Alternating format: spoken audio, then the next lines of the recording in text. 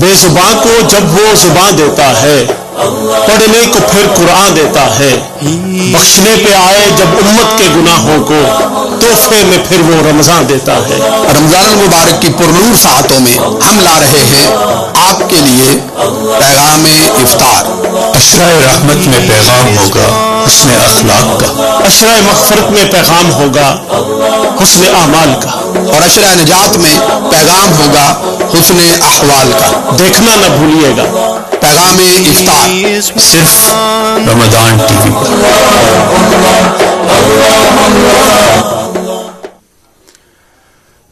بسم اللہ الرحمن الرحیم۔ السلام علیکم ورحمۃ اللہ وبرکاتہ۔ ناظرین گرامی قدر، آپ کا میزبان محمد شاہد بابر پیغام افطار منہاج کے ساتھ پروگرام لے کر آپ کی خدمت میں حاضر ہے۔ آج رمضان المبارک کا تقریباً ہاف ختم ہونے والا ہے، اور ہم اللہ کی بارگاہ میں دعا گو ہیں اللہ تعالیٰ آپ کی تمام روزے، عبادات، ریاضات، صدقات و خیرات اپنی بارگاہ میں قبول فرمائے، اور باقی جتنا نصف رہ گیا ہے ہمیں بڑھ چڑھ کر اپنی رضا و خوشنودی حاصل کرنے کی توفیق مرحمت فرمائے۔ آج کے پیغام افطار کا آغاز ہم تلاوت کلام پاک سے کریں گے۔ قبل اس کے کہ ہم آغاز کریں، میں آپ کو موضوع جو آج زیر بحث ہوگا بتاتا چلوں، وہ ہے دعا اور آداب دعا۔ دعا ہماری زندگی میں کتنی ضروری ہے، دعا کی اہمیت کیا ہے، دعا کے آداب کیا ہیں، اور دعا کیسے انسان کی تقدیر بدل دیتی ہے، اس موضوع پر ہم انشاءاللہ گفتگو کریں گے۔ مگر تلاوت کلام پاک کے لیے آج کا جو پروگرام ہے انشاءاللہ اس کا آغاز کرتے ہیں۔ میں گزارش کروں گا ہمارے دوست، ہمارے بھائی محترم محمد یعقوب حیات سے، جو کہ شریعہ کالج کے اسٹوڈنٹ ہیں منہاج القرآن کے، وہ تلاوت کلام پاک سے آغاز فرمائیں گے۔ اعوذ باللہ من الشیطان الرجیم، بسم اللہ الرحمن الرحیم، تبارک الذی بیدہ الملک وهو على كل شيء قدير، الذي خلق الموت والحياة ليبلوكم أيكم أحسن عملا وهو العزيز الغفور، الذي خلق 7 سماوات طباقا ما ترى في خلق الرحمن من تفاوت فارجع البصر هل ترى من فطور ثم ارجع البصر كرتين ينقلب إليك البصر خاسئا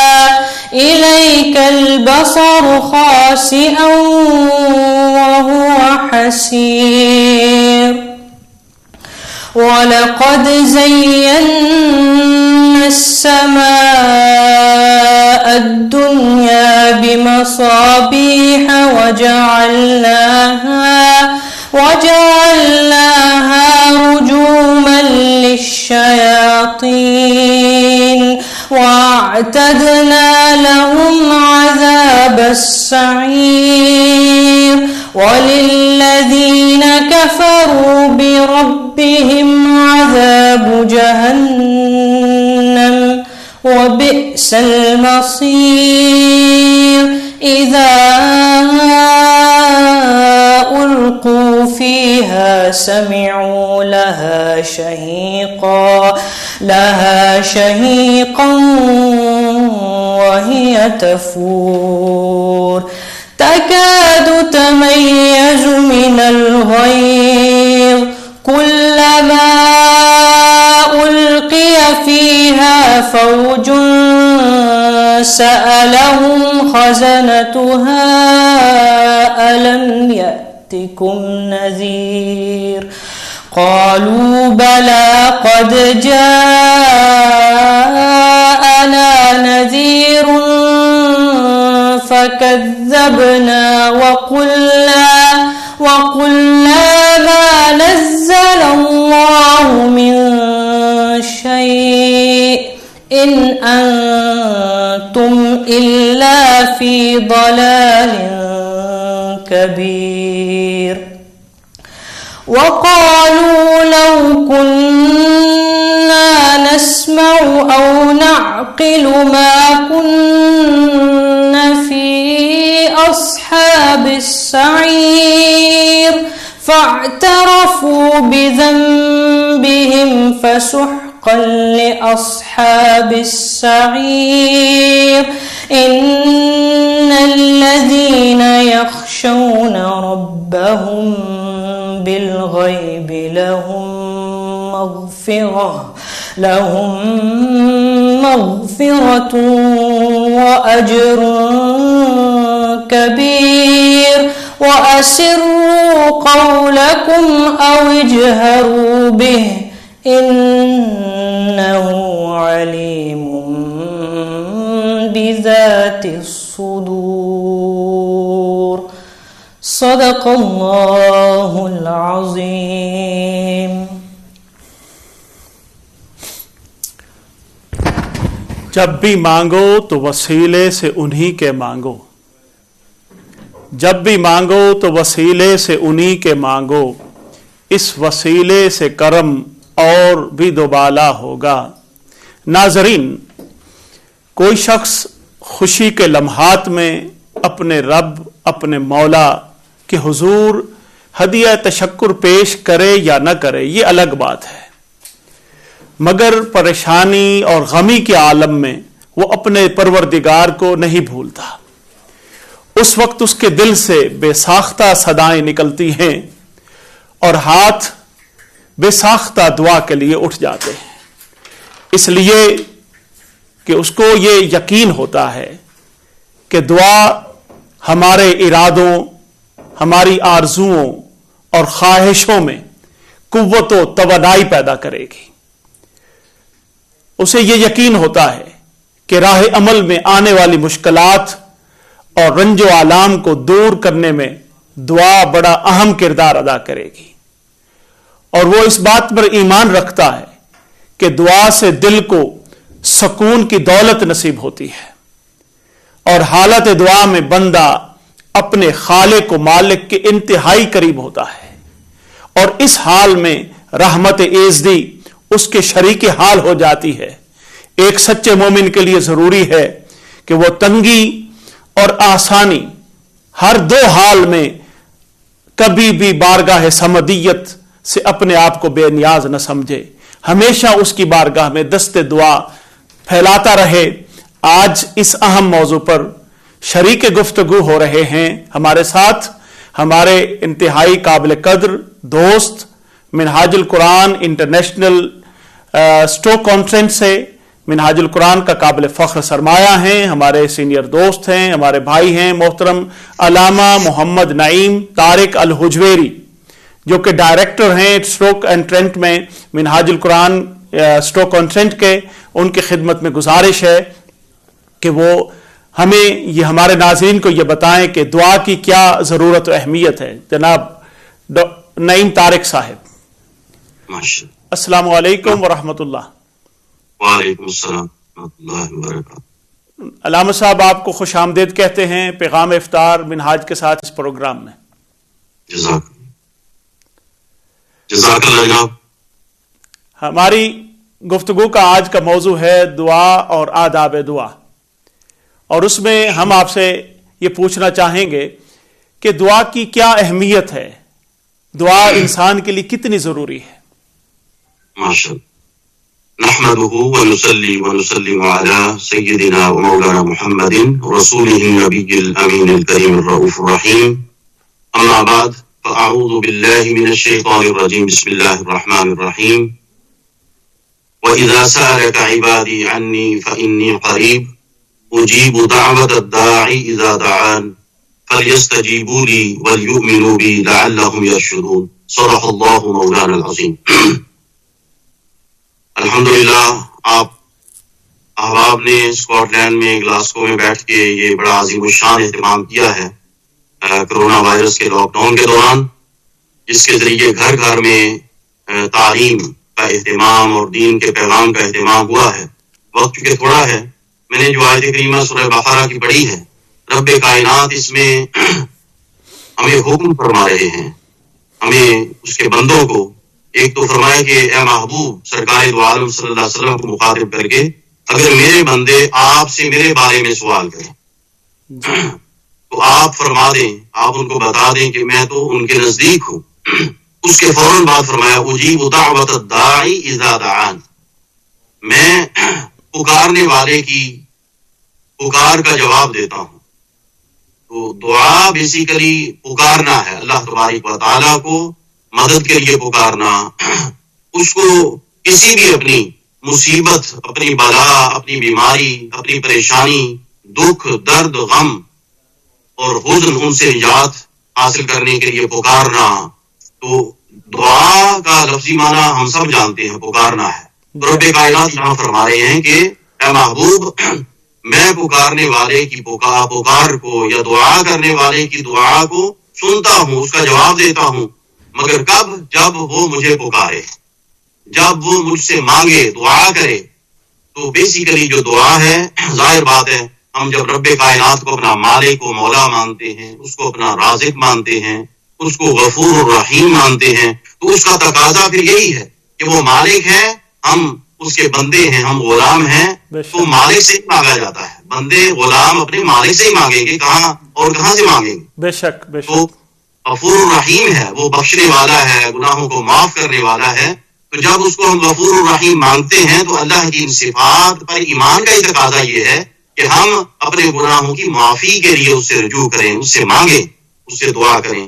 رب کائنات نے تو قرآن مجید میں اس مقام پر، یہ سورہ بقرہ ہے، آیت نمبر 186 ہے، فرمایا کہ اجیب دعوت الداعی اذا دعان، کہ میں بندے کی دعا کو، اس کی پکار کا جواب دیتا ہوں، مگر کب؟ اذا دعان، جب وہ مجھے پکاریں، جب دعا کریں۔ کیونکہ دعا کرنا جو ہے یہ بے شک اللہ تبارک و تعالیٰ ہر بندے کے دل میں، اس کی زندگی میں جو دکھ درد ہے جانتا ہے اس کو، مگر دعا کرنے سے اس کی طلب کا پتہ چلتا ہے کہ وہ طلب، یہ چیز اس کو، اس کی ضرورت ہے، وہ اپنے طلب کا اظہار کرتا ہے۔ یہ آداب دعا میں سے بھی ہے۔ اسی طرح دیکھیے قرآن مجید میں رب کائنات نے دوسرے مقام پہ فرمایا وَقَالَ رَبُّكُمُ ادْعُونِي أَسْتَجِبْ لَكُمْ، فرمایا کہ اور تمہارے رب نے یہ فرمایا ہے کہ تم لوگ مجھ سے دعا کیا کرو، میں تمہاری دعا ضرور قبول کروں گا۔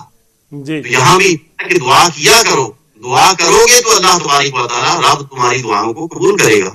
اور اس کے ساتھ فرمایا ان الذین یستکبرون عن عبادتی سیدخلون جہنم داخرین، فرمایا کہ میرے سے دعا کیا کرو، دعا مانگا کرو، مجھے پکارا کرو، اپنی یعنی مصیبتوں کے لیے، اپنی بلاؤں کے لیے، آزمائشوں کے اور مشکلات کے لیے مجھے پکارا کرو، میں تمہاری دعا کو قبول کروں گا۔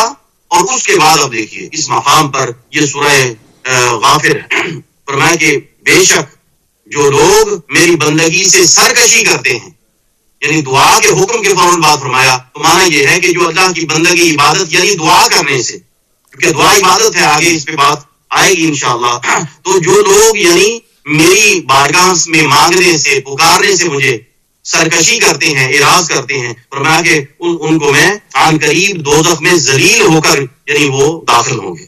رب کائنات نے یہاں فرمایا کہ جو دعا اگر انسان نہیں مانگتا تو وہ اس کا بیہیویئر جو ہے اس کو تکبر سے یہاں پر تعبیر کیا ہے، یعنی اس کے اندر اکڑ ہے، تکبر ہے، اور تکبر جو ہے وہ بندے کو زیبا نہیں، کبریائی اللہ کو زیبا ہے۔ اس لیے یہاں پر یہ یعنی سمجھیں کہ اس مقام پر رب کائنات نے یعنی دعا کو عاجزی کی پرفارمنس ہے، یعنی بندے کے اندر جو عاجزی اور انکساری جو بندگی کا زیور ہے، اور جو یعنی عبودیت کا معنی ہی یہ ہے کہ بندہ عبد بن کر رہے، بندہ عاجز بن کر رہے، بندہ انکساری اور کم تری کا پیکر ہو، تو بندے کے اندر دعا جتنی کرے گا اس کی عاجزی کا اظہار ہوتا ہے، اس میں انکساری کا اظہار ہوتا ہے، بندے کی خاکساری کا اظہار ہوتا ہے، اس کی کمتری کا اظہار ہوتا ہے، اس کی بندگی کا اظہار ہوتا ہے. تو دعا بیسیکلی یہ بندے کی بندگی کا اظہار ہے.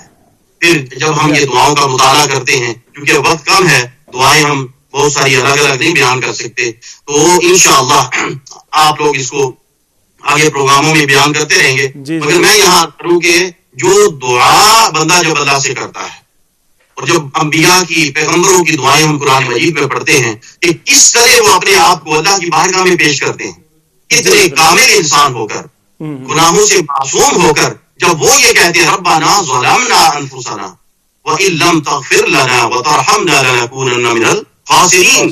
آدم علیہ السلام کی دعا ہے، اللہ کی بارگاہ میں عرض کرتے ہیں. کیسے پیش کرتے ہیں؟ یعنی بندگی کا جو حسن ہے وہ دعا میں ہے، کیونکہ دعا عاجزی کی پرفارمنس ہے، دعا سے عاجزی کا یعنی اظہار ہوتا ہے، اور اللہ تبارک و تعالیٰ کو بندے کی عاجزی ہی پسند ہے، بندے کا تکبر. اسی لیے یہاں فرمایا کہ جو دعا نہیں کریں گے، مجھے پکاریں گے نہیں، تو پھر ان الذین یستکبرون، مطلب یہ ہے کہ وہ اللہ کو جو پکاریں گے نہیں، جو دعا نہیں کرتے، تو وہ تکبر کی علامت ہے. یعنی بندے ہو کر رب سے نہیں مانگنا چاہتے، بندے ہو کر رب سے دعا نہیں کرنا چاہتے، تو پھر اس کا مطلب یہ ہے کہ ان کے اندر تکبر ہے، عاجزی نہیں ہے. تو عاجزی کا جو یعنی پرفارمنس ہے، عاجزی کا جو اظہار ہے، وہ دعا سے بڑھ کر اور کسی چیز میں نہیں ہو سکتا. بے شک بے شک. دعا سے بڑھ کر تو دعا جو ہے وہ سرکار دو عالم صلی اللہ علیہ وسلم نے بہت ساری احادیث ہیں بے شمار، ان میں سے ایک دو میں تبرکن عرض کرتا ہوں. عن انس جی جی رضی اللہ عنہ قال قال رسول اللہ صلی اللہ علیہ وسلم اذا دعا احدكم فليعزم في الدعاء ولا يقل اللهم ان شئت فاعطني فان الله لا مستكره له. رواه مسلم والنسائی. حضرت انس بن مالک رضی اللہ تعالی عنہ جو چھوٹی عمر سے سرکار کی خدمت میں رہنے والے صحابی، جو لڑکپن سے سرکار کی خدمت میں رہے، انہوں نے سرکار سے یہ سب یعنی سیکھا براہ راست، وہ خوش نصیب تھے، اور ہمیں انہوں نے یہ باتیں پہنچائیں کہ سرکار نے فرمایا کہ جب تم میں سے کوئی شخص دعا کرے تو دعا میں اصرار کرے، یعنی جو اس کی حاجت ہے اس پر اصرار کرے، اللہ کی بارگاہ سے مانگے، اللہ کی بارگاہ میں پکارے، اللہ کو بار بار کہے، اس سے مانگتا رہے. اس لیے اور یہ نہ کہے کہ اللہ اگر تو چاہے تو مجھے دے دے، کیونکہ وہ تو دینے والا ہے. اس لیے اس سے مانگنا، جو مالک ہے اس سے مانگنا ہی اچھا لگتا ہے. بے شک. تو بندہ کا کام ہے مانگنا، تو وہ مانگے، اس کی بارگاہ میں کیا کمی ہے؟ کیونکہ سرکار نے فرمایا کہ کیونکہ خدا کو کوئی مجبور کرنے والا نہیں. بے شک. وہ جب اس سے مانگتا ہے تو وہ جھولیاں بھر دیتا ہے. اسی طرح دعا کی فضیلت میں سرکار دو عالم صلی اللہ علیہ وسلم کی ایک اور حدیث پاک ترمذی شریف کی ہے. عن سلمان رضی اللہ تعالی عنہ قال قال رسول اللہ صلی اللہ علیہ وسلم لا يرد القضاء الا الدعاء. فرماتے ہیں کہ سرکار دو عالم صلی اللہ علیہ وسلم نے ارشاد فرمایا کہ دعا کے علاوہ کوئی چیز تقدیر کو نہیں بدل سکتی. سبحان اللہ. اس کا مطلب یہ ہے کہ تقدیر میں اگر کسی کے دکھ، درد، پریشانی، بیماری، مصیبت لکھی ہے تو دعا ہی ایک ایسی چیز ہے کہ اگر بندہ اللہ سے دعا کرتا رہے، گڑ گڑاتا رہے، عاجزی کا یعنی اظہار کرتا رہے، انکساری کا اظہار کرتا رہے، جھکا رہے، ہاتھ اٹھا کے جھولی پھیلاتا رہے، منگتا بن جائے اللہ کی بارگاہ میں، پکار کر اللہ کو، تو یعنی دعا کے ذریعے پھر اس کی تقدیر بھی بدلی جا سکتی ہے. جی یہاں تک دعا کی طاقت ہے، دعا کی یہ اہمیت ہے دین اسلام کے اندر کہ بندہ جو ہے جب رب کو پکارتا ہے تو رب کائنات کے لیے تو کوئی چیز ناممکن نہیں ہے. ان اللہ علی کل شیء قدیر، وہ تو قادر مطلق ہے، وہ چاہے اسی نے تقدیر کو بنایا ہے، اور وہ چاہے تو اگر بندے کی اس کو ادا پسند آ جائے مانگنے کی تو اس کی تقدیر کو بدل دے. اس لیے سرکار کہ تقدیر کو بدلنے کے لیے دعا کے علاوہ اور کوئی چیز نہیں ہے. اور فرمایا کہ ولا یزید فی العمر الا البر، جو نیکی ہے، نیکی اس کے ساتھ کوئی ایسی چیز نہیں ہے جو یعنی عمر کو اضافہ کر سکتی ہو. یعنی نیکی جو ایسی چیز ہے کہ اس سے نیکی کرنے سے عمر میں اضافہ ہوتا ہے. دعا کرنے سے تقدیریں بدل جاتی ہیں، اور نیکی پر قائم رہنے سے، نیکی کرنے سے رب کائنات عمر میں اضافہ کرتا ہے. عمر لمبی ہوتی ہے، عمر میں برکت ہوتی ہے، اور زندگی میں برکت ہوتی ہے. علامہ صاحب یہاں پر ہم یہ ارشاد فرمائیے گا کہ ہمارے ہاں کانسیپٹ ہے کہ نماز ایک عبادت کا عمل ہے، مینیفیسٹیشن عبادت کی، وہ ایک الگ چیز ہے، اور دعا اس سے کوئی الگ چیز ہے. کیا دعا بھی عبادت میں شمار ہوتی ہے، یا عبادت کا حصہ ہے، یا عبادت کا حاصل ہے؟ آپ اس کو کیسے ڈسکرائب کریں گے؟ ماشاء اللہ جی، یہ ایسا سوال ہے کہ آج یعنی زمانے میں ہر ایک کو میرا خیال ہے کہ اس کو سمجھنے کی ضرورت ہے، کیونکہ ہم دیکھتے ہیں ہمارے معاشرے میں، مساجد میں بہت سارے لوگ ہیں ایون کہ فرض نمازوں کے بعد بھی اللہ کی بارگاہ میں ہاتھ نہیں اٹھاتے. یہ تکبر کی علامت ہے. جو قرآن پاک کی آیت میں نے پڑھی ہے، یعنی دعا نہ کرنا اللہ کی بارگاہ میں، مانگنا.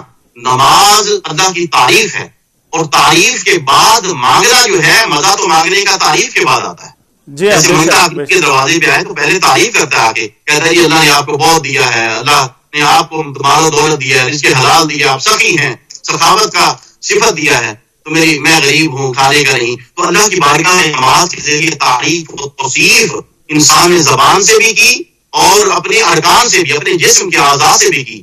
تو نماز کامل اللہ کی صلاح ہے، اللہ کی کا ذکر ہے. تو اس کے بعد بھی اگر نہ مانگے بندہ تو یہ تکبر کی بوجھ میں سے آتی ہے. بات یہ ہے جیسے میں نے عرض کیا کہ دعا جو ہے اس میں عاجزی کی پرفارمنس ہے، اور عبادت اور دعا کا یعنی لنک یہ ہے، تعلق یہ ہے کہ جو عبادت ہے، عبادت کا لفظ یعنی عبادت جو ہے یہ وہ عمل ہے جس کے ذریعے اللہ سے ہمارا رشتہ مضبوط ہوتا ہے. اللہ سے ہمارا رشتہ کیا ہے؟ اللہ ہمارا معبود ہے، ہم اس کے عبد ہیں. تو عبودیت کا رشتہ ہے، اس کو ہم کہتے ہیں عبودیت کا یا عبدیت کا رشتہ. اللہ سے ہمارا بندگی کا، اردو میں بندگی کہتے ہیں. تو بندگی کا معنی بھی عاجزی ہے. جی بے شک. امام راحانی کہتے ہیں مفردات میں فرماتے ہیں العبودیت جو ہمارا رشتہ اللہ سے ہے. یعنی دعا کے لیے میں عرض کرنے لگا ہوں کہ دعا سے اللہ کے ساتھ ہمارا رشتہ مضبوط ہوتا ہے، اور یہی دعا، یہی عبادت کا مقصد ہے. فرماتے ہیں کہ العبودیت اظہار التذلل، جو عبودیت ہے، عبدیت یہ اظہار تذلل کا نام ہے، یعنی انکساری کا نام ہے اور عاجزی کا نام ہے. والعبادت ابلغ منها، اور عبادت جو ہے وہ عاجزی کی اعلیٰ ترین صورت ہے، اعلیٰ ترین عبادت ہے، جس میں بندہ وہ سر جس پہ لوگ دستار سجاتے ہیں اور جس سر پہ تاج بادشاہ سجاتے ہیں، اس سر کو اللہ کی بارگاہ میں زمین پہ رکھ دیتا ہے. عبادت اظہار عاجزی اور اظہار انکساری کی انتہا ہے. فرمایا کہ اس کے بعد انہا غایت التذلل، اس لیے کہ عبادت میں تذلل کی غایت ہو جاتی ہے، تذلل کی انکساری کی انتہا ہو جاتی ہے. تو یہ بات ہے، یعنی اللہ تبارک و تعالیٰ نے بھی دیکھیں فرمایا ایاک نعبد و ایاک نستعین. جہاں قرآن مجید میں سب سے پہلے سورہ فاتحہ میں بندے سے اللہ نے اپنے تعلق کا اظہار کروایا. کیا بندے یہاں پر یہ اظہار کر کہ مولا تو ہمارا معبود ہے، ہم تیرے بندے ہیں. اس کے فوراً بعد پھر مانگنے کا بھی طریقہ سکھایا، وَإِيَّاكَ نَسْتَعِينُ، مولا ہم تجھی سے مانگتے ہیں، تیرے ہی بندے ہیں، تجھی سے مانگتے ہیں. تو عبادت کا تعلق یہ ہے کہ عبادت وہ عمل ہے جس سے اللہ اور بندے کا تعلق مضبوط ہوتا ہے، اور اس مضبوط تعلق کو مزید مضبوط تر کرنے کے لیے اور اس تعلق سے فائدہ اٹھانے کے لیے، جیسے دنیا میں بھی تعلق سے لوگ فائدہ اٹھاتے ہیں، اس رب کے ساتھ جو ہمارا بندگی کا تعلق ہے اس سے استفادہ اور اس سے فائدہ حاصل کرنے کے لیے ہمیں دعا کا ذریعہ بتایا گیا ہے کہ اس سے مانگیں، اس سے طلب کریں. ایاک و ایاک نستعین، جھولی پھیلائیں. تو جب بندہ جھولی پھیلائے گا، اسی بات کو اللہ نے فرمایا جب بندہ مانگتا ہے تو اللہ فرماتے ہیں پھر ہم اس کی جھولیاں بھر دیتے ہیں. بے شک بے شک.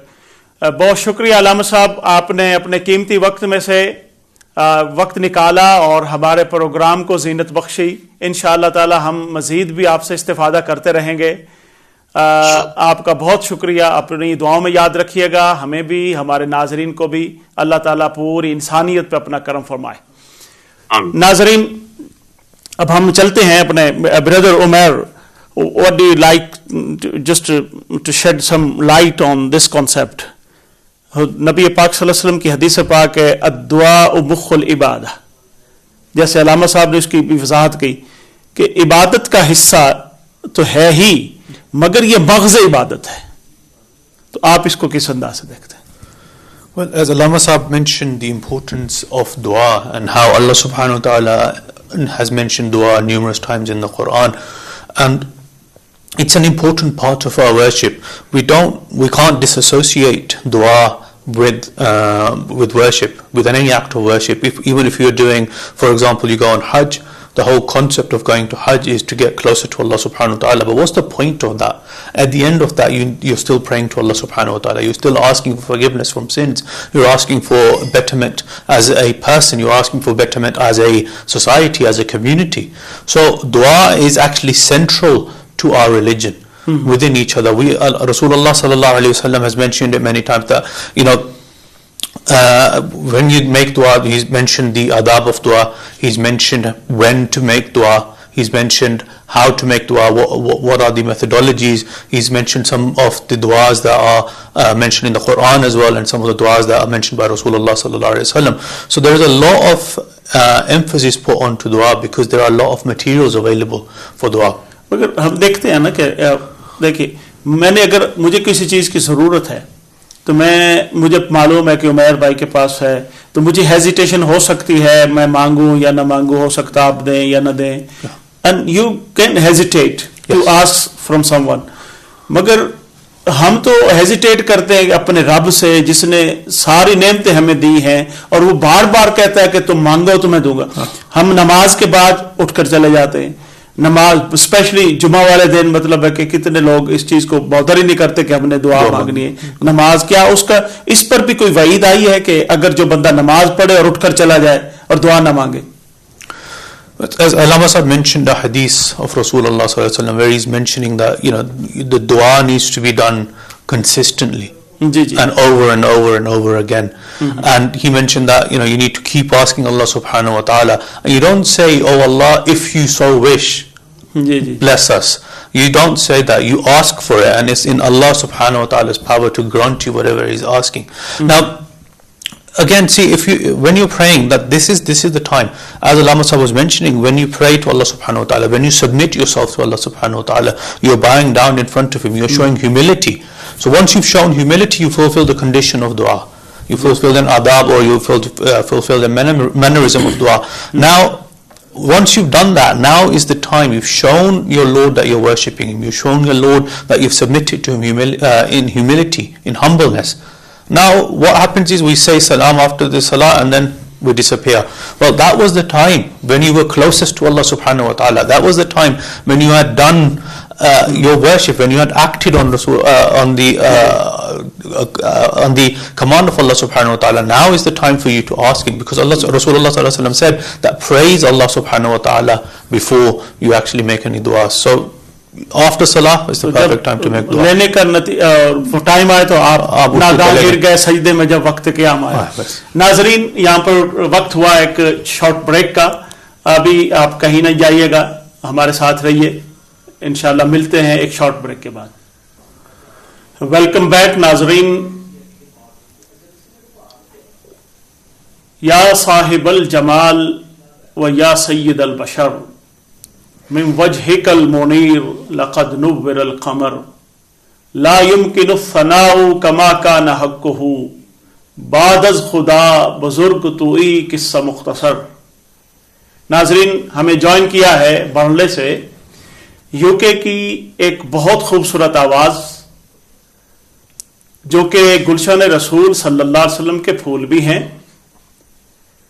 اور مداح رسول بھی ہیں.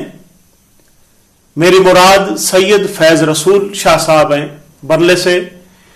آئیے چلتے ہیں ان کی خدمت میں اور ہدیہ نعت ان سے سنتے ہیں ان کی خوبصورت آواز میں. جناب سید فیض رسول شاہ صاحب, السلام علیکم. وعلیکم السلام ورحمۃ اللہ وبرکاتہ. ویلکم جناب آپ کو پروگرام میں, پیغام افطار میں. جی جزاک اللہ حضور, بہت شکریہ آپ نے اس بابرکت محفل میں مجھے حاضری کا موقع عطا فرمایا. جی شاہ صاحب, کیا سنا رہے ہیں ہمیں آپ؟ میں جناب الحاج نیازی صاحب رحمۃ اللہ علیہ کے کلام سے, کس پہ تیرا کرم نہیں, کس پہ تیری عطا نہیں, صدقہ تمہارے نام کا کس کو شاہ دلا نہیں. انشاءاللہ بسم اللہ. صلی علی نبینا صلی علی محمد پڑھیے صلی علی نبینا صلی علی محمد کس پہ تیرا کرم نہیں کس پہ تیری عطا نہیں آقا کس پہ تیرا کرم نہیں کس پہ تیری عطا نہیں صدقہ تمہارے نام کا صدقہ تمہارے نام کا کس کو شاہ ملا نہیں پڑھیے صلی علی نبینا صلی علی محمد دنیا بے ثبات میں تیرے سوا ہے میرا کون دنیا بے ثبات میں تیرے سوا ہے میرا کون زندہ ہوں تیرے نام پر ہاں زندہ ہوں تیرے نام پر زندہ ہوں تیرے نام پر اور تو آسرا نہیں پڑھیے صلی علی نبینا صلی علی محمد تیرا کرم بھی بے حساب آقا تیرا کرم بھی بے حساب میری طلب بھی بے حساب تیرا کرم بھی بے حساب میری طلب بھی بے حساب تجھ سا کوئی سخی نہیں ہاں تجھ سا کوئی سخی نہیں مجھ سا کوئی گدا نہیں ہاں صلی علی نبینا صلی علی محمد سکا نبی کے نام کا ملتا ہے روز دوستوں صدقہ نبی کے نام کا ملتا ہے روز دوستوں جھولی میں میری کچھ نہ ہو جھولی میں میری کچھ نہ ہو ایسا کبھی ہوا نہیں پڑھیے صلی علی نبینا صلی علی محمد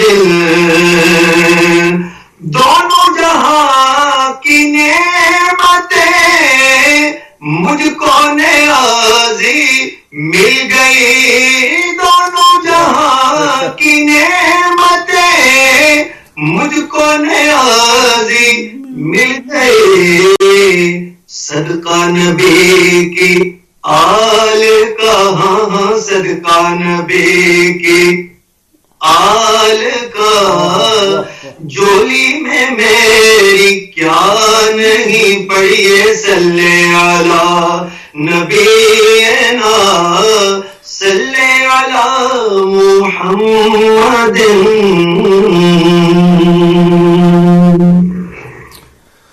ماشاء اللہ شاہ صاحب آپ نے مختصر وقت میں بہت کچھ عنایت فرمایا اور بہت خوبصورت والہانہ انداز میں ایک خوبصورت کلام الحاج عبدالستار نیازی صاحب کا بارگاہ رسالت میں آپ نے پیش کیا اور یقیناً ہمارے دلوں کے تار چھیڑے آپ نے اور نبی پاک صلی اللہ علیہ وسلم کی نگری تک ہمیں پہنچایا.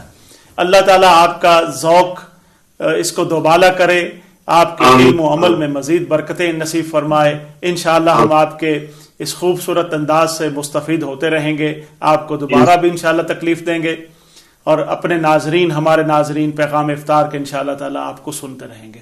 اپنی دعا میں یاد رکھیے گا. بہت شکریہ. اللہ حافظ. جی اللہ حافظ. ضرور اپنی دعا میں یاد رکھیے گا. اللہ حافظ. جی عمیر بھائی ہمارا جو ڈسکشن چل رہی ہے دعا اور آداب دعا، ہر چیز کا اللہ تعالیٰ نے وقت بھی مقرر کیا ہے، جگہ بھی مقرر کی ہے. بعض جگہیں دعاؤں کے لیے بڑی مخصوص ہوتی ہیں، بعض اوقات دعاؤں کے لیے بڑے مخصوص ہوتے ہیں. اللہ تبارک و تعالیٰ نے یہ جو کانسیپٹ ہے کہ ہر وقت، بے شک اللہ تعالیٰ ہر وقت سنتا بھی ہے اور ہر جگہ سنتا ہے.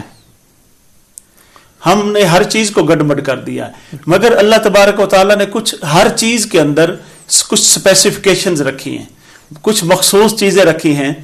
دیکھیے موسم بہار آتا ہے تو اس کی اہمیت موسم خزاں سے ہوتی ہے.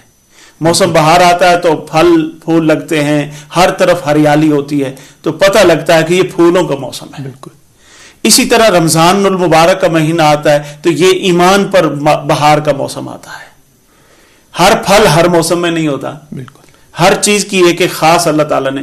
نماز کا بھی وقت رکھا ہے کہ نماز کے 5 اوقات ہیں مخصوص، اس کو بھی وقت کے ساتھ ریلیٹ کیا ہے. تو کیا خیال ہے کہ اللہ تبارک و تعالیٰ نے دعا کا جو عمل ہے عمومی رکھا ہے کہ جب بھی بندہ مانگے اس کا دربار کھلا، اس میں کوئی شک نہیں، مگر کچھ اوقات مخصوصہ بھی ہیں جن میں اللہ تعالیٰ خاص طور پر سنے.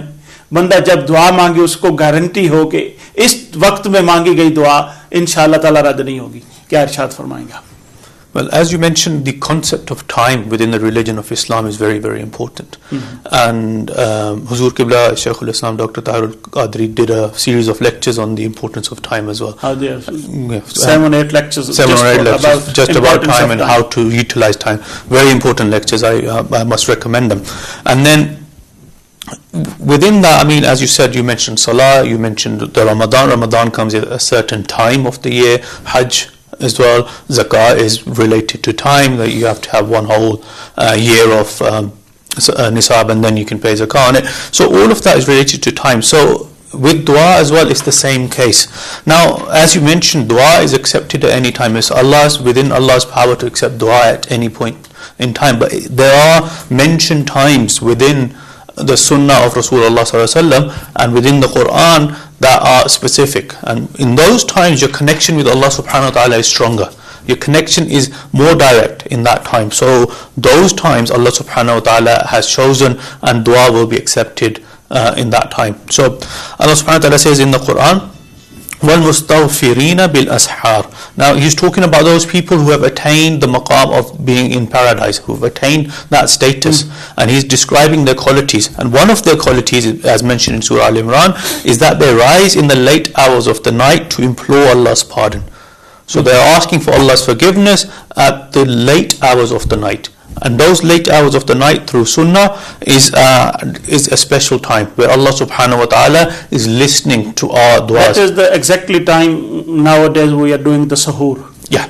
So again, exactly. Mustaghfirina bil ashar. This ashar. So the suhoor is actually related to that, and the benefit behind it, waking up for suhoor, is actually to get closer to Allah subhanahu wa ta'ala, to pray in that time, to seek maghfirah, to seek the blessings of Allah subhanahu wa ta'ala in that time. And then in a hadith mentioned in Tirmidhi, Abu Umama radiallahu ta'ala reports that Rasulullah sallallahu alayhi wa sallam was asked which dua is most likely to be listened to. Very same question as you've just asked me. And Rasulullah sallallahu alayhi wa sallam replied that during the last part of the night and at the end of obligatory prayers, or at the end of the fard prayers. So as we this is complementing the Quran, that during the last part of the night dua is most likely to be accepted. And then one more point, Rasulullah sallallahu alaihi wasallam has given us another aspect here, which is the end of the obligatory or the fard prayer of the prayers. So as you asked me earlier about, is there something that's recommended? This is the sunnah of Rasulullah sallallahu alaihi wasallam. This is the hadith of Rasulullah sallallahu alaihi wasallam. And he's saying that after fard prayers, you need to raise your hands and ask for forgiveness. You need to raise your hands and ask for whatever you want from Allah subhanahu wa ta'ala. So that's 2 points now. Third one is the whole month of Ramadan. We're in the month of Ramadan. It's a month of blessings. It's a month of forgiveness. It's a month of refuge from fire. So all of these three, we call them 3 asharats of the Ramadan. However, within the whole month of Ramadan, we are closer to Allah subhanahu wa ta'ala. Our iman, as you said, our iman is flourishing in this time. We are making that connection with Allah subhanahu wa ta'ala. So definitely it's in the hadith that this time of the whole month of Ramadan is full of blessings, and whatever you ask for, particularly when you are just breaking your fast. Those moments just before you break your fast, you are very, very close to Allah, because you've suffered a whole day thirst, you're hungry for the sake of Allah subhanahu wa ta'ala. Allah loves that, and at that time your weakness will be at its peak. So at that point you're asking Allah subhanahu wa ta'ala, and you're not asking Allah subhanahu wa ta'ala to hurry up and give you the food. You're asking for forgiveness, you're asking for development, you're asking for lots of things at that time, and that time is again close to Allah subhanahu wa ta'ala. And then you've got, within Ramadan, you have Laylatul Qadr. So that's again another occasion where you can actually ask Allah subhanahu wa ta'ala and it will be accepted. And then Fridays, Sayyidina Abu Hurairah radiallahu ta'ala and reports, and this hadith is reported in Muslim, that on Friday there's a time at which point whatever a Muslim asks for, Allah subhanahu wa ta'ala, He will give it to him. He will receive it from Allah subhanahu wa ta'ala. So there is a moment in that time. And on Friday. On Friday. And it's, again, some Sahab say that it's during the time of the khutbat and in between the khutbah of the Imam. In between the two khutbahs of the Imam.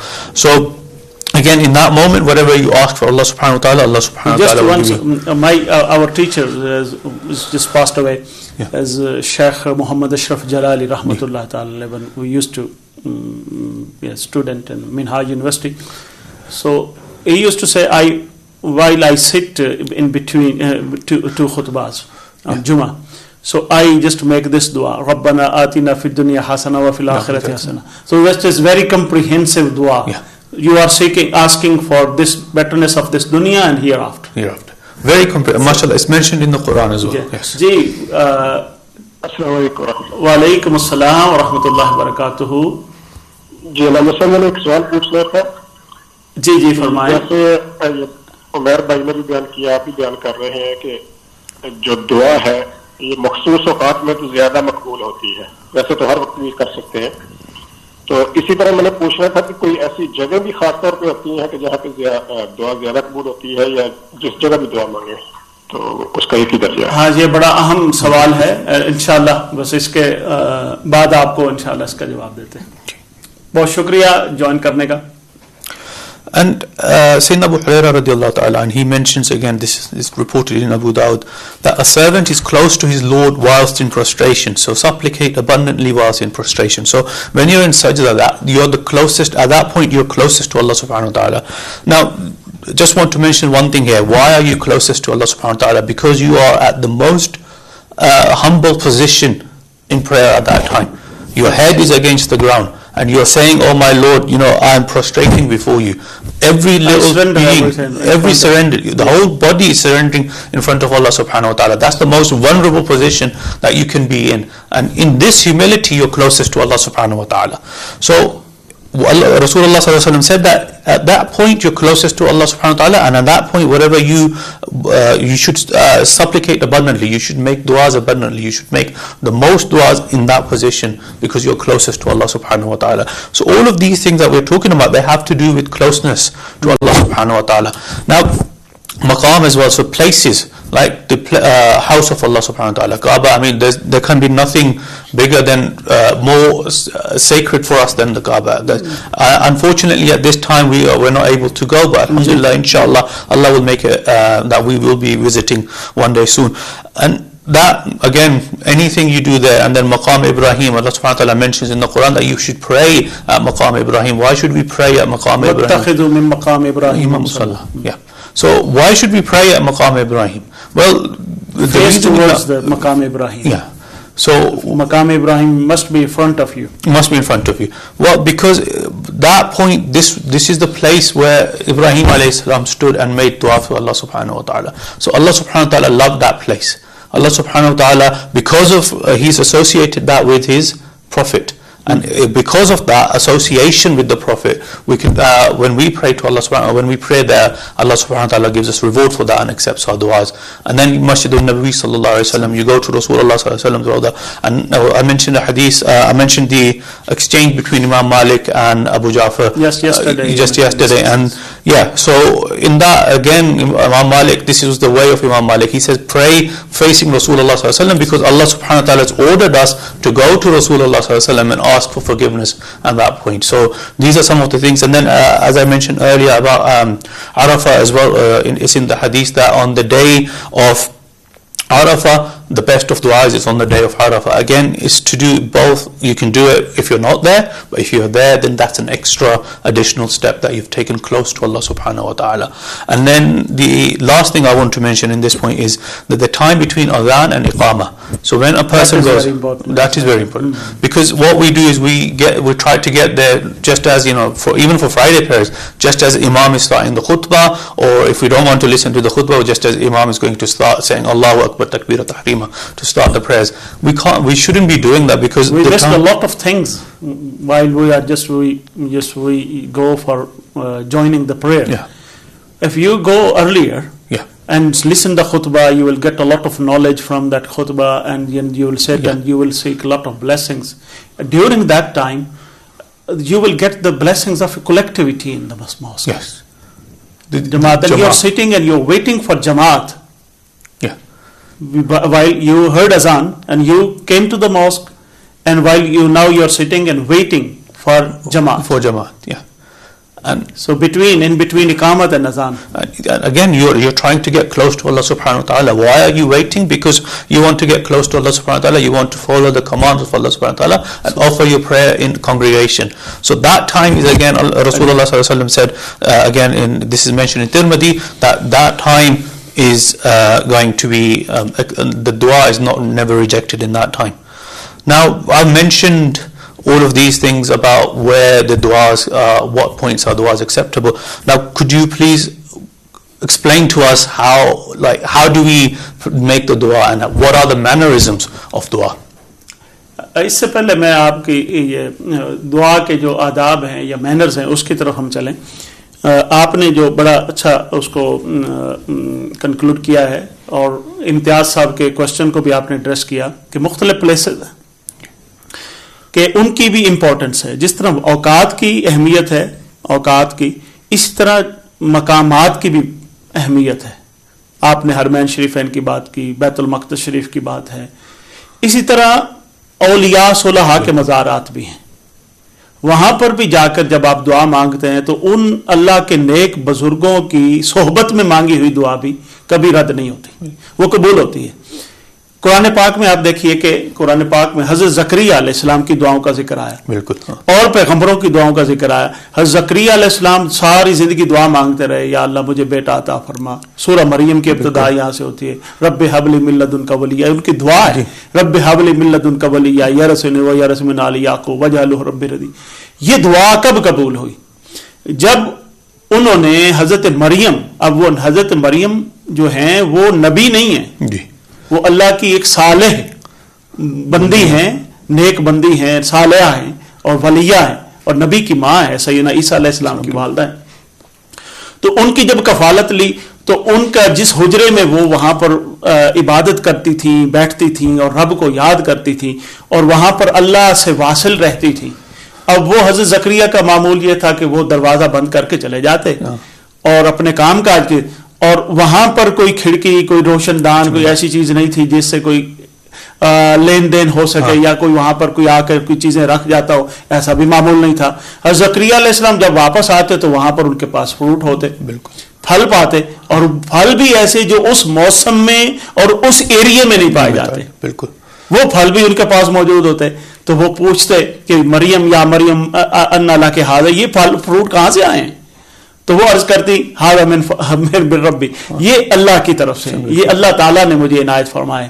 تو جب یہ انہوں نے کہا نا کہ, اور جب حضرت یہ پیغمبر کی نظر تھی دیکھنے والی کہ وہ دیکھ رہے ہیں دروازہ بھی بند ہے, مطلب ہے کہ کوئی سورس ظاہری بالکل نہیں ہے, اور دوسرا یہ ہے کہ پھل بھی بے موسمے ہیں, بالکل, کہ جب یہ چیز دیکھی اور پھل بھی وہ جو اس ایریا میں نہیں پائے جاتے, اس موسم میں نہیں پائے جاتے, تو وہ سمجھ گئے کہ یہ تو اللہ تعالیٰ نے قرآن, اور ان کو اپنی کیفیت یاد آئی.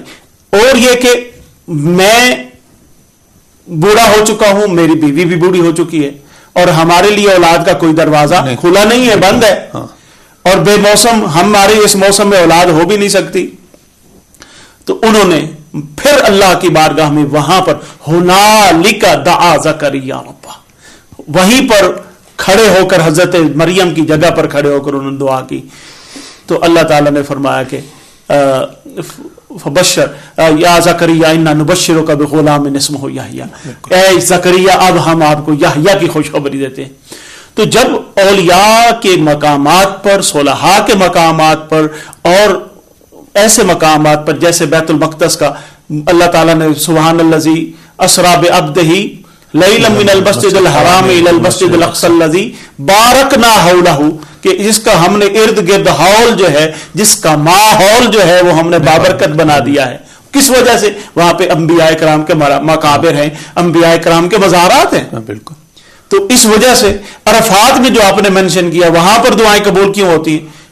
حج ہے, وہاں پر جانا ہے. عرفات وہ حضرت مریم اور حضرت حوا اور حضرت آدم علیہ السلام کی ملاقات کا مقام ہے. انہوں نے ایک دوسرے کو ایک لمبے عرصے کے بعد پہچان لیا, اس لیے اس کو عرفات کہتے ہیں, اور وہاں پر دعائیں قبول ہوتی ہیں. تو کہیں نہ کہیں اولیاء, صلحاء اور اللہ کے مقربین کے قدم لگے ہیں, یا ان کے ساتھ وہ جگہ منسوب ہیں, تو وہاں پر بھی دعائیں مانگی جائیں تو وہ بھی رد نہیں ہوتی. نسبت جہاں پہ اولیاء کی یا جہاں کی نسبت ہے وہاں پہ دعا قبول ہوتی. صفا مروہ ہے, وہ سیدہ حاجرہ کی نسبت. بالکل. اب آ جاتے ہیں دعا کے آداب کی طرف.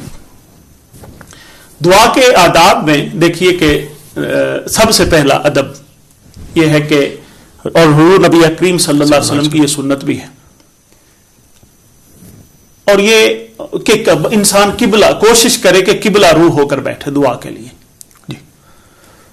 اب قبلہ روح ہونا دعا میں یہ فرض واجب نہیں ہے. جی.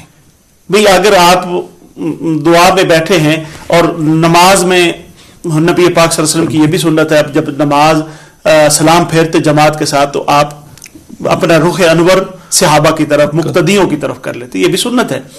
تو کعبے کی طرف منہ کر کے بیٹھنا یا قبلہ کی طرف یہ فرض واجب نہیں ہے, اس کی طرف یہ سنت ہے. کبھی کبھی آپ اکیلے دعا بیٹھے مانگ رہے ہیں تو اس وقت جو ہے آپ یکسو ہونے کے لیے, یکسو ہونے کے لیے اور قبلہ کی طرف متوجہ ہونا, اس میں بھی ایک برکت ہے, کیونکہ وہ سمت ایسی ہے جس طرف اللہ کا گھر ہے. بالکل. اور آپ بالکل ہما تن گوش ہو کر اور پورا سراپا دعا بن کر اللہ کی طرف متوجہ ہیں. تو یہ پہلی سنت ہے. آپ دیکھیے یہ سنت حضور نبی کریم صلی اللہ علیہ وسلم نے اس کا اظہار فرمایا غزوہ بدر میں. بالکل. جب آپ کیمپ میں تھے اور ایک طرف 1000 کا لشکر ہے اور دوسری طرف 313 ہیں, وہ طاقتور ہیں, یہ کمزور و نحیف ہیں, اور ان کا حال بالکل جیسے اللہ کے آسرے پہ ہی آ گئے نا, اور رسول پاک صلی اللہ علیہ وسلم اور جانیں نثار کرنے کے لیے آ گئے, چھڑیاں اٹھا کے آ گئے, بچے آ گئے, بوڑھے آ گئے, سارے آ گئے. سرکار نے قبلہ رو ہو کر تو اللہ کے حضور سجدہ ریز ہو گئے اور عرض کیا, مولا اگر آج یہ 313 کی پونجی یہ نہ بچی تو پھر تیرا نام بھی لینے والا کوئی نہیں ہوگا. تو یہ قبلہ روح ہو کر دعا کرنا, اس میں یہ اس قبلہ جہت کی برکت بھی ہے اور انسان کو یکسوئی دیتا ہے. یہ پہلا تقاضا ہے. اور دوسرا دیکھیے, ہم کسی کے سامنے یہ سب سے بڑی آر سمجھتے ہیں کہ انسان کسی کے سامنے ہاتھ پھیلائے.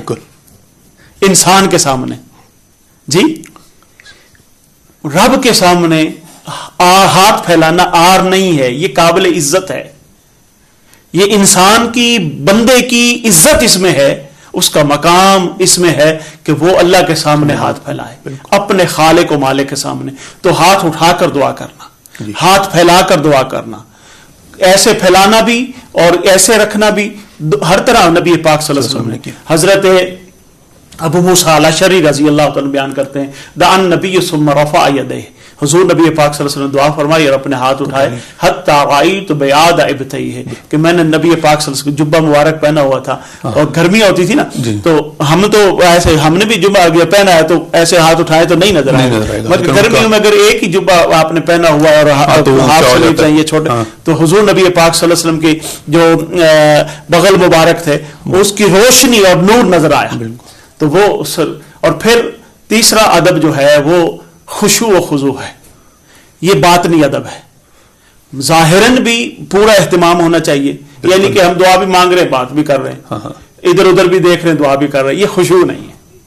खुशू व खुजू ये है कि आपकी कामिल तवज्जो, किबला रूह होने का भी मकसद यही है कि आपको खुशू व खुजू में हेल्प मिले। और खुशू व खुजू इंसान की कल्बी बातनी कैफियत है कि जब गुनाहगार अल्लाह के हुजूर मुतवज्जह होता है, दुआ मांगता है, तो शेख अबू दक्काक रहमतुल्लाह ताला अलैह बयान फरमाते हैं, गुनाहगार जब खुशू इख्तियार करता है, खशियत, ये खुशू है खशियत से, ये अल्लाह का खौफ उसके ऊपर तारी होता है, कुछ उसकी मोहब्बत का असर होता है, कुछ उसकी रहमत की उम्मीद होती है, कुछ उसका खौफ होता है, डर होता है कि कहीं मेरी बदअमालियों पे, मेरे गुनाह पे गिरफ्त ना फरमा ले। इसको ये जज्बात जब मिलते हैं तो इंसान की आंखों से आंसू निकलते हैं। वो फरमाते हैं कि जब गुनाहगार की आंखों से आंसू निकल पड़े तो वो ये समझ ले कि मैंने अपना पैगाम रब तक पहुंचा दिया। अल्लाह, वो ये समझ ले, उसको ये यकीन कर लेना चाहिए कि मैंने अपना दिल का जो पैगाम है रब तक पहुंचा दिया है, चूंकि आंसू इंसान के दिल की तर्जमानी करते हैं और दिल के राज को खोल देते हैं। उस वक्त आपके जज्बात इतने उमड़ रहे होते हैं कि आपको मतलब समझ नहीं आ रही थी कि मैं कैसे कहूँ, वो आंसू निकल आते हैं आपकी आंखों। बेशक, और फिर आंसू ही दुआ बन जाते हैं, फिर जबान से कहने की जरूरत नहीं रहती, बंदा फिर उसको अल्फाज की मोहताजी नहीं रहती। फिर चौथा अदब जिसका हमारे अंदर बड़ा फुकदान है, हम दुआ करते हैं और आज अभी दुआ की तो शाम को हम उसका असर भी देखना चाहते हैं भाई शाम से पहले कबूल हो जाए, कल कबूल हो जाए, परसों हो जाए, जल्द हम बेसब्री का मुजाहरा करते हैं और जल्द भाई ये बस दुआ ऐसे इधर से मांगे और इधर कबूल हो जाए, इधर तली पे सरसों जो है ना दुआ। अगर इवन बुजुर्गों के पास भी जाते हैं, अपने शेख के पास गए, अपने वालिदैन किसी को भी दुआ के लिए कहा तो वो उनको भी हम जो है ना रिकमेंड करते जरूर, बस बड़ी परेशानी है, ये जल्दी दुआ करें, जबकि ये दुआ का अदब नहीं है। कबूलियत दुआ का अदब ये है कि इंसान उजलत न करे, बेसब्री का मुजाहरा न करे। हजरत अबू हुरैरा रज़ी अल्लाह ताला फरमाते हैं कि हुजूर नबी अकरम सल्लल्लाहु अलैहि वसल्लम ने फरमाया, युस्तजाबु लिअहादिकुम मा लम यअजल यक़ूलु दअउतु फलम युस्तजब ली। हुजूर ने फरमाया कि किसी वो उस बंदे की दुआ कबूल हो जाती है जो उजलत नहीं करता, और जो बंदा ये कहे कि मैंने दुआ की थी कबूल ही नहीं हुई, मैंने दुआ की थी कबूल, दुआ साड़ी दुआएं नहीं कबूल, मतलब ये शिकवा है।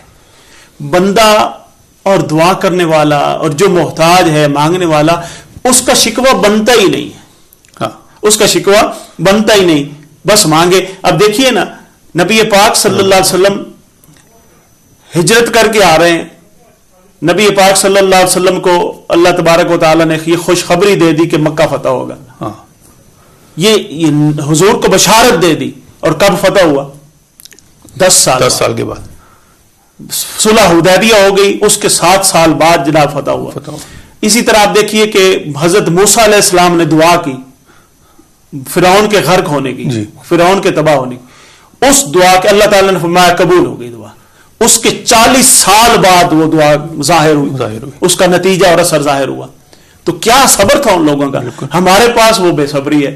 तो मतलब है कि और हमारे घरों में, हमारे माहौल में ऐसा होता है कि बस हम चाहते हैं कि जल्द अज जल्द कोई ना कोई ऐसा पीर पकड़ लें, कोई ऐसा बुजुर्ग हो, कोई ऐसा बस तावीज देने वाला हो, बस तावीज ले आए, इधर तावीज रखें और फौरन जो है ना, ऐसे मामलात अल्लाह ताला के नहीं होते, ये अदब के खिलाफ है। हज़रत आयशा सिद्दीक़ा रज़ी अल्लाह ताला फरमाती हैं कि इन्नल्लाह ला युहिब्बुल मुलहीन फी दुआ, बेशक अल्लाह ताला दुआ में इसरार करने वालों को पसंद करता है। अल्लाह कबूल नहीं कर रहा, उसमें कोई हिकमत होगी ना। बिल्कुल हो सकता है आप रो रो कर गिड़गिड़ा कर दुआ मांग रहे हो, रो रो कर, और अल्लाह को आपका रोना पसंद हो। बिल्कुल اللہ کو آپ کا رونا پسند ہو. وہ چاہ رہا ہو کہ آپ مانگتے رہیں روتے رہیں. اگر دعا آپ کی قبول کر دی, آپ کو جو ہے وہ دے دیا جو آپ مانگنا چاہتے ہیں, تو آپ کا رونا ختم. اللہ کو رونا پسند ہے, بندے کا گڑ گڑانا پسند ہے, عاجزی پسند ہے, انکساری پسند ہے, اور اللہ چاہتا ہے کہ یہ میرا بندہ روئے, گڑ گڑائے, اس کی تضرع میں اور اضافہ ہو, اس کی عاجزی میں اضافہ ہو, اس کی ابدیت کو اور پختہ کریں, اس کی ابدیت کو نکھاریں, اس کا تعلق. اور میں دیکھوں کہ یہ کب تک مجھ سے میری کہیں مایوس تو نہیں ہو جاتا. یہ آزمائش بھی ہو سکتی ہے. تو اللہ تبارک و تعالیٰ دیکھتا ہے, تو وہ اس کی کئی حکمتیں ہیں. ہو سکتا ہے وہ جو چیز آپ مانگ رہے ہو ہمارے لیے, ہم مانگ رہے ہیں وہ ہمارے لیے فائدہ مند نہ ہو, وہ اس کا آلٹرنیٹو دے دیتا ہے یا اس کو ڈیلے کر دیتا ہے. تو جب وہ کمال آپ مایوس نہیں ہوتے اور مصر رہتے ہیں, مانگتے رہتے ہیں, مانگتے رہتے ہیں, مانگتے رہتے ہیں, بالآخر اس کی عطا کا دروازہ کھلتا ہے, تو پھر اللہ تعالیٰ ایسا نوازتا ہے کو آپ کے ساری دنیا جو جہاں کی حاجی. تو تیسرا جو ادب ہے وہ یہ ہے کہ حضور سیدنا عمر فاروق رضی اللہ, درود و سلام کے بغیر دعا قبول نہیں ہوتی. درود و سلام کو رافع الدعا کہتے ہیں.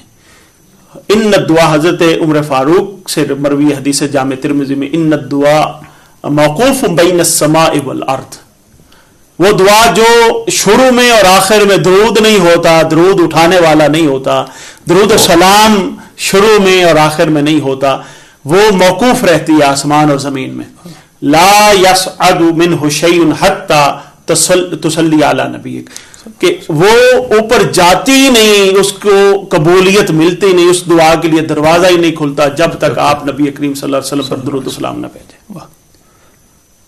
تو یہ آداب ہے, اور بھی اس کے بے شمار آداب ہیں. تو اس میں میں چاہوں گا کہ آپ بھی کچھ اس میں ارشاد فرمائیں کہ دعا کے لیے اور کون کون سی چیزیں جو ہیں وہ ضروری ہیں, ہماری دعائیں قبول کیوں نہیں ہوتی, 2 منٹ میں, تاکہ پھر ہم دعا کی طرف. ٹھیک. Allah subhanahu wa ta'ala says that we need sincerity in the dua. Allah subhanahu wa ta'ala says in Surah Ghafir that worship Him, making obedience and devotion sincerely His. So sincerity is a condition of getting duas accepted. And then as you were mentioning the hope side of things, some people say, oh, Allah subhanahu wa ta'ala is not accepting my dua. You start complaining about it, you start saying, what's going on, why is my dua not being accepted, am I doing something wrong? Well, Allah subhanahu wa ta'ala said, this is mentioned in the hadith, Rasulullah sallallahu alaihi wasallam said that make supplication with full belief in Allah subhanahu wa ta'ala that it will be accepted. You have to make the supplication, make your dua, that dua will be accepted. So there has to be that belief, there has to be that confidence in Allah subhanahu wa ta'ala. And then he says further, Allah subhanahu wa ta'ala doesn't accept the dua of a heedless or negligent heart. So don't make dua when you are, sometimes it becomes a routine. So after third prayer, it becomes a routine that we need to pray, we need to make dua. So don't make it in that thing. And then also one condition is halal livelihood. That is mainly. That is something that if you have any mixture of haram in you, your du'as will not be accepted, because it's mentioned by Rasulullah sallallahu alaihi wasallam that a man was on a long journey and he prayed to Allah subhanahu wa ta'ala, but his eating was haram and his clothes were haram. ناظرین, یہاں پر ہمارے آج کے programme پیغام افطار منہاج کے ساتھ کا وقت ختم ہوا. کل انشاءاللہ نئے پروگرام نئے ٹاپک کے ساتھ حاضر ہوں گے, اور کل کا ٹاپک انشاءاللہ تعالی ام المومنین سیدہ عائشہ صدیقہ رضی اللہ تعالی عنہا کے فضائل پر مبنی ہوگا. مگر ہمارے پہلے پروگرام کے پہلے ابتدائی سیگمنٹ میں ہیومن اپیل سے ہمارے دوست محترم جاوید اللہ صاحب تشریف لائیں گے, اور وہ ہمارے ساتھ بیٹھیں گے اور مختلف اپنی چیریٹی کے جو انٹروڈکشن ہیں وہ انشاءاللہ تعالیٰ آپ کی خدمت پیش کریں گے. مگر انشاءاللہ ہمارا موضوع جو ہے وہ سیدہ عائشہ صدیقہ کے حوالے سے ہوگا. اور اجازت دیجیے, اپنے گرد و نواح کا خیال رکھیے گا اور اپنی دعا میں یاد رکھیے گا. ہم اپنی دعا پر اختتام کرتے ہیں. آج شیخ عمیر کو میں عرض کروں گا کہ دعا فرمائیں. اللهم صل على محمد وعلى آله وصحبه سيدنا ومولانا محمد وبارك وسلم علیہ. استغفر الله العظيم الذي لا إله إلا هو الحي القيوم وأتوب إليه. اللهم إنك عفو كريم تحب العفو فاعف عنا يا غفور يا رحيم. اللهم ربنا آتنا في الدنيا حسنة وفي الآخرة حسنة وقنا عذاب النار.